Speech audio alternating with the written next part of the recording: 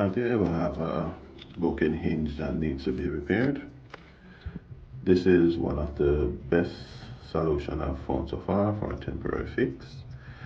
First, you're gonna need a little bit of super glue and a solder gun and a hot glue stick to make this happen.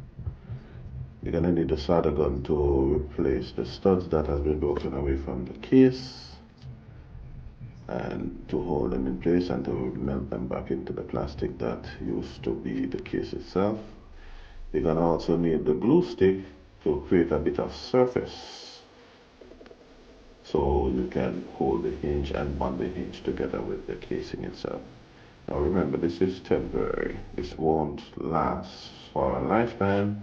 This is just enough of a repair to hold until you can find the full replacement parts to do a permanent repair and a permanent fix. This has been an RC Electronics Repair. Like, subscribe, and follow.